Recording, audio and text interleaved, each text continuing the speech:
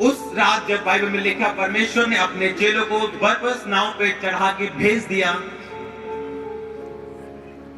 और जब वहां पे कोई नाव नहीं थी, बाइबल में लिखा जब परमेश्वर पानी पे चल के जा रहे थे, जब चेलों ने देख के वो डर गए, उन्होंने बोला ये भूत है। और बाइबल में लिखा पतरस ने जब परमेश्वर को बोला अगर परमेश्वर तू ही है तो मैं तेरे पास पानी पे चल के आना चाहता हूं।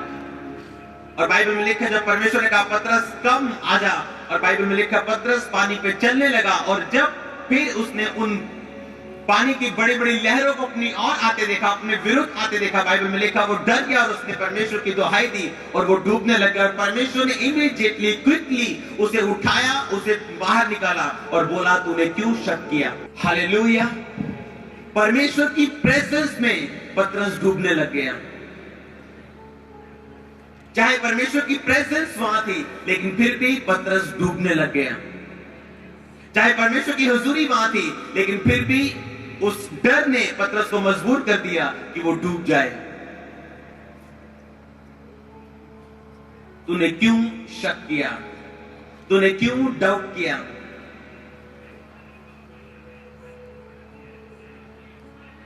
बाइबल में लिखा परमेश्वर की प्रेजेंस सामने थी, लेकिन फिर भी वो डूबने लग गया, और परमेश्वर ने इमीडिएटली फिर उसे पानी से निकाला। जब आप यूसुफ की स्टोरी पढ़ते हैं, बाइबल में लिखा उसके भाइयों ने उसे बेच दिया। जब उसे बेचा पोतीफर के घर में जब वो गया, बाइबल में लिखा यहोवा उस यूसुफ के साथ था। जिस काम को वो करता था परमेश्वर उसके संग था। जिस जगह वो गया उसके कारण, यूसुफ के कारण उसके मालिक को परमेश्वर ने ब्लेस किया। उसके सारी चीजों को, सारे घराने को, सब चीजों को, जो अंदर जो बाहर थी, परमेश्वर ने उसे आशीषित किया। अगर यूसुफ डर जाता, अगर यूसुफ इस भरोसे को छोड़ देता कि सब बातें मिलकर भलाई को पैदा करती हैं, और परमेश्वर की दुहाई ना देता, उसके वचन पे खड़ा ना रहता, बाइबल में लिखा फियर, डर जो परमेश्वर की योजनाओं को आपके जीवन में खत्म कर देता है। डर की वजह से पतरस परमेश्वर की प्रेजेंस में डूबने लग गया। आपके जीवन में परमेश्वर की हुजूरी है, बाइबल में लिखा है पवित्र आत्मा के द्वारा परमेश्वर आप पे बसते हैं, लेकिन वो डर परमेश्वर की प्रेजेंस के होते भी आपको डुबोने लग जाता है। बाइबल में लिखा है जब यूसुफ के जीवन में अटैक किया दुश्मन ने, बाइबल में लिखा यूसुफ स्वप्नों को देखने वाला लड़का था, दर्शनों को देखने वाला लड़का था। परमेश्वर की खास दया उस पे थी। परमेश्वर की खास दया शैतान के अटैक को भी आकर्षित करती है। परमेश्वर की खास दया शैतान को भी अपनी ओर आकर्षित करती है। उस खास दया के कारण उसके भाई उसके विरोध में थे। उस खास दया के कारण उसके भाई उसके खिलाफ थे। उस खास दया के कारण उसके भाई उससे जेलसी करते थे, और उसी जेलसी के कारण उन्होंने उसे उस गड्ढे में फिकवा दिया। और बाइबल में लिखा परमेश्वर ने उस गड्ढे से उसको बाहर निकालते हुए उसको मिस्र में भेजा, उसकी अगुवाई की। जहां जहां भी बाइबल में लिखा यूसुफ गया। जब आप उत्पत्ति 39 उसकी 1 से 5 आयत और फिर 19 से 22 आयत में पढ़ेंगे, बाइबल में लिखा जब यूसुफ पोतीफर के घर में था, परमेश्वर ने उस घराने को आशीष दी। बाइबल में लिखा जब पोतीफर की पत्नी के साथ सोने को उसने इनकार कर दिया और उसने गलत बातों में उसे फंसा के जब जेल भेज दिया, बाइबल में लिखा जब यूसुफ जेल गया तो जेल के दरोगा ने उसे जेल का प्रधान बना दिया एक तरह का। बाइबल में लिखा कुछ भी यूसुफ की इच्छा के बिना वहां नहीं होता था। उस जेल में कुछ भी यूसुफ की इच्छा के बिना नहीं होता था। बाइबल में लिखा एक अनकंडीशनल फेवर जो यूसुफ के ऊपर आ चुका था। उसका कारण यह था परमेश्वर में अड़े और खड़े रहना। उसका कारण यह था यूसुफ एक बात को जानता था, परमेश्वर की खास दया के कारण, खास भेदों के कारण दुश्मन मुझ पे अटैक तो कर सकता है, लेकिन परमेश्वर की दया को, परमेश्वर के अनुग्रह को वो मेरे जीवन से छीन नहीं सकता। वो मुझ पे अटैक तो कर सकता है, शैतान आप पे अटैक तो कर सकता है, लेकिन परमेश्वर की दया और वो अनुग्रह जो आपके जीवन के ऊपर है उसे कभी भी छीन नहीं सकता। शैतान ने यूसुफ पे अटैक तो जरूर किया, उसे पहले गड्ढे में, गड्ढे के बाद उसे पोतीफर के घर में, उसके बाद उसे जेल में जब पहुंचा दिया, लेकिन जहां जहां वो गया परमेश्वर की दया और परमेश्वर के अनुग्रह ने उसका साथ नहीं छोड़ा। शैतान आप पे अटैक तो कर सकता है, लेकिन दूसरी ओर परमेश्वर की दया और अनुग्रह को आप साथ साथ महसूस करेंगे अपने जीवन में, उसकी दया और उसके अनुग्रह को फेंकते हुए। क्योंकि वो शैतान आप पे अटैक तो कर सकता है, लेकिन परमेश्वर की दया और उसके फेवर को आपकी जिंदगी से हटा नहीं सकता, छीन नहीं सकता, निकाल नहीं सकता। जो परमेश्वर की योजनाएं उन्हें वो नाश नहीं कर सकता। वो आप कुछ भी करे, परमेश्वर की दया को, उसकी प्लान को वो कभी खत्म नहीं कर सकता। फियर, डर है जो परमेश्वर की प्लानिंग को खत्म करता है। पाप है जो परमेश्वर की प्लानिंग को खत्म करता है। पाप है जो परमेश्वर को दूर करता है। डर है जो परमेश्वर की योजनाओं को, उसके बड़ी प्लानिंग्स को हमें देखने नहीं देता। बाइबल में लिखा पतरस परमेश्वर की प्रेजेंस में डूबने लग गया। कई लोग परमेश्वर की प्रेजेंस उनके जीवन में है, लेकिन डर फिर भी उन्हें डुबोता है। वो बीमारी का डर उन्हें फिर भी डुबोता है। वो फ्यूचर का डर फिर भी उन्हें डुबोता है। बाइबल में लिखा है मत डर क्योंकि मैं तेरे साथ हूं। मत डर, जो कल्पनाएं, जो योजनाएं मैं तेरे विषय में करता हूं वो तेरे लाभ के लिए, हानि के लिए नहीं।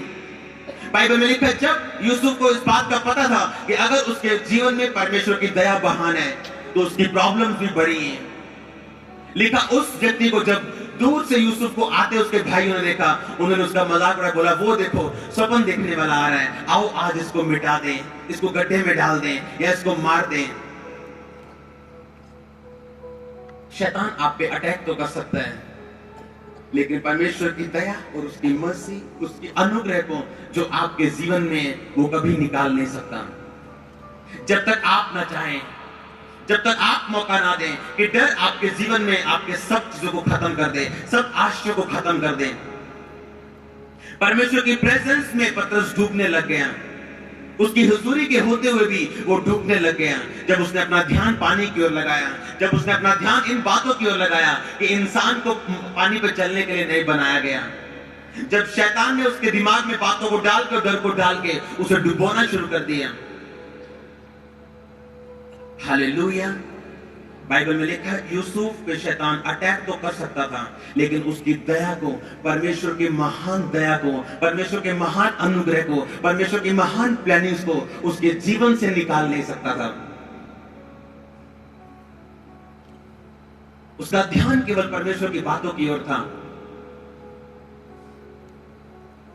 पतरस जब डूबा तो शक की वजह से डूबा। हालेलुया। शैतान उस पर अटैक तो कर सकता था, लेकिन परमेश्वर की दया को उसके जीवन से छीन नहीं सकता था।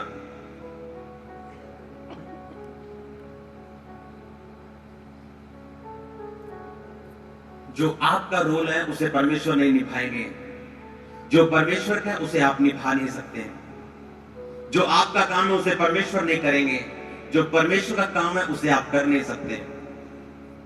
एक बार परमेश्वर का एक बहुत बड़ा दास प्रार्थना कर रहा था। प्रार्थना करते करते परमेश्वर उसके सामने आ गए और परमेश्वर ने उसे आने वाली बातों को बताना शुरू कर दिया, आने वाले भेदों को बताना शुरू कर दिया, और उसने अपनी कॉपी पे उसे लिखना शुरू कर दिया। जब उसने अपनी कॉपी पे उसे लिखना शुरू किया, एक शैतान बंदर के रूप में उसके सामने आया और उसने शोर मचाना शुरू कर दिया।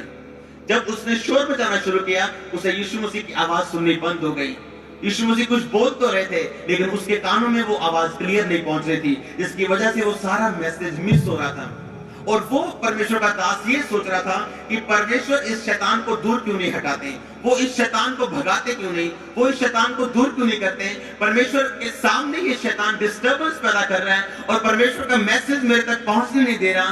तब ये परमेश्वर कहाँ है, वो परमेश्वर इस शैतान को दूर क्यों नहीं करते। ये चलता रहा। थोड़ी देर के बाद वो परमेश्वर का दास गुस्से में आ गया और उस शैतान को बोला, शैतान भाग जा यीशु मसीह के नाम में। जब उसने ऐसा बोला, वो शैतान उसी वक्त भागा और उसने यीशु मसीह से पूछा, प्रभु आप मेरे को बताओ, आपने उसको क्यों नहीं भगाया। परमेश्वर ने कहा, जब मैं मुर्दों में से जी उठा, जब मैंने मौत को जीता, तो मैंने अपना सारा अधिकार अपनी चर्च को दे दिया। अगर अब चर्च कुछ नहीं करेगी तो मैं कुछ नहीं करूंगा। हालेलुया। परमेश्वर ने कहा, मैंने अपना सारा अधिकार अपनी चर्च को दिया है, इसीलिए कुछ लोग पूछते हैं अगर परमेश्वर है तो हॉस्पिटल्स में लोग मरते क्यों हैं, एक्सीडेंट क्यों होते हैं? अगर परमेश्वर है तो हॉस्पिटल में हजारों लोग रोज क्यों मरते हैं? परमेश्वर है इसीलिए उसने आपको कहा जाओ और जाओ और जाओ और जाओ और जाओ और सुसमाचार सुनाओ, जाओ और बताओ मैं जी उठा हूं, जाओ और बताओ मेरे कोड़े खाने से तुम जगह हो चुके हो। इसीलिए परमेश्वर ने कहा जाओ, अब ये तुम्हारी जिम्मेवारी है, मैंने सब कुछ पूरा किया, कंप्लीट कर दिया, अब मैं तुम्हें जिम्मेवारी देता हूं, अब मैं तुम्हें ये काम देता हूं, अब मैं तुम्हें ये मिशन देता हूं, अब मैं तुम्हें ये जिम्मेवारी देता हूं। जाओ और सब जातियों को चेला बनाओ, जाओ सब बातों को मानना सिखाओ, जाओ और सब हुक्मों को मानना सिखाओ, जाओ और जो शुरू से लेके अंत तक मैंने तुम्हें बातें बोली हैं उन्हें मानना सिखाओ। देखो मैं जगत के अंत तक तुम्हारे साथ रहूंगा, युगों युगों तक मैं तुम्हारे साथ रहूंगा। अब ये चर्च का काम है, अब ये तुम्हारा काम है, अब ये मेरा काम है। परमेश्वर की प्रेजेंस को लेके जाना, परमेश्वर की हजूरी को लेके जाना, परमेश्वर की ताकत को लेके जाना। अगर आप कुछ नहीं करेंगे परमेश्वर कुछ नहीं करेगा। अगर आप शैतान को देखते देखते परमेश्वर की दया की आस में आगे ऊपर देखेंगे तो परमेश्वर नीचे देखेगा आपकी तरफ। क्योंकि बाइबल में लिखा उसने आपको अधिकार दिए, लिखा जब वो मुर्दों में से जी उठा उसने चर्च को बोला जो तू बांधेगा मैं बांध दूंगा, तू खोलेगा मैं खोल दूंगा।